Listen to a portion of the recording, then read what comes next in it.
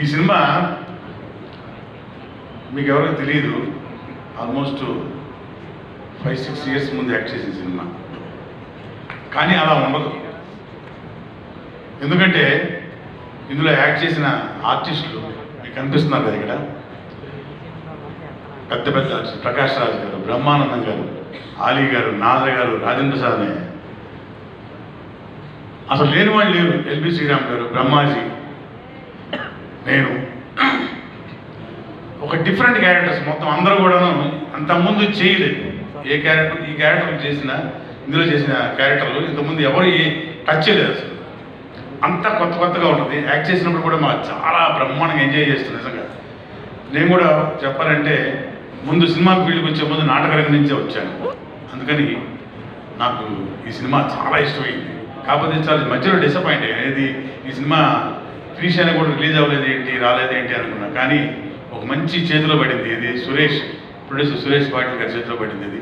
అలాగే మైత్రి movie makers ద్వారా ఈ సినిమా రేపు ఆంధ్రప్రదేశ్లో సినిమా రిలీజ్ అయ్యి ఉత్సవం చేసుకోబోతుంది. నిజంగానే కళ తెలిసిపోతుంది కదా ఇవాళ థియేటర్లో. మన పృథ్వీ, ఆర్టిస్ట్ పృథ్వీ, మన ఆనంద్ శ్రీరామ్ గారు ఎంత పద్యంతో ఎరగదీసి మడత పెట్టేశారు భయ్య. మీరు బాగా పాడతారని తెలుసు, సరస్వతి పుత్రులు అయినా కూడా ఎరగదీశారు. Just super. మన రచరవి, ఇక రెజీనా 10 ఇయర్స్ ముందు ఎలా ఉంది, ఇప్పుడు కూడా అలాగే ఉంది, ఇంకా అందంగా తయారయ్యారు. అలాగే హీరో దిలీప్. ఈ సినిమాకి మిగతా క్యాస్టింగ్లో గిరి, ఇంకా చాలామంది ఉన్నారు. ఎల్బి శ్రీరామ్ గారు, చాలామంది ఉన్నారు. Full screen full. మంచి క్యారెక్టర్, మంచి క్యారెక్టరైజేషన్ తోటి ఒక నాటకాన్ని సినిమా రూపంలో చూస్తున్నట్టు ఉంటుంది. ఇది నాటకం అని మనం ఎవరు ఫీల్ అవ్వక్కర్లేదు. కమర్షియల్ వాల్యూస్తో వస్తున్న సినిమా ఇది. నాటకాన్ని కమర్షియల్ వాల్యూస్ తోటి ఇంత బ్రహ్మాండం నేను చెప్పారు మొత్తం సినిమా గురించి, సబ్జెక్ట్ గురించి. అలాగే లేట్ అయిందని మనం బాధపడక్కర్లేదు. ఎందుకంటే కొన్ని ఉదాహరణలు చెప్తాను మీకు నేను. మల్లెపువ్వు అనే సినిమా వచ్చింది ఆ కాలంలో. చిత్రం బడార విచిత్రం అనే సినిమా వచ్చింది.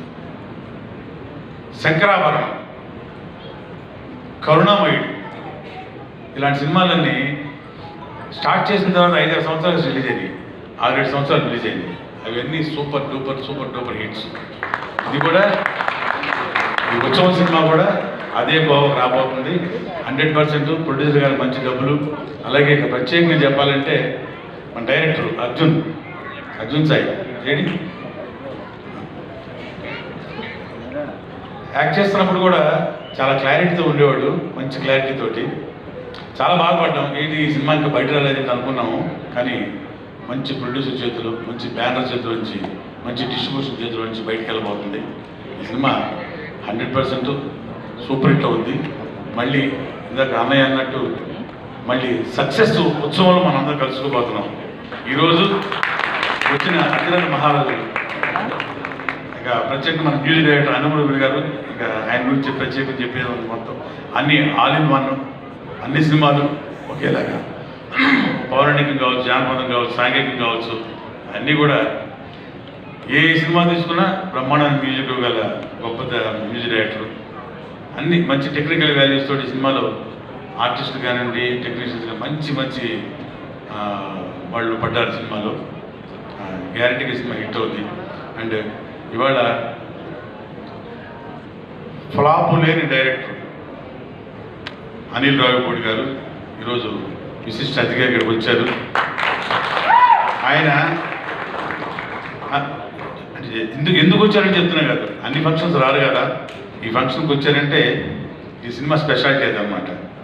So on behalf of cinema తరఫున, మన డైరెక్టర్ గారి తరఫున, ప్రొడ్యూసర్ తరఫున స్పెషల్ థ్యాంక్స్ టు మన డైరెక్టర్ గారు.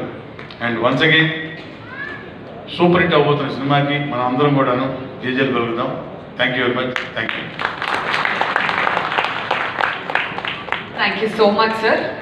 యా, పర్లేదు, తీసుకెళ్ళిపోండి.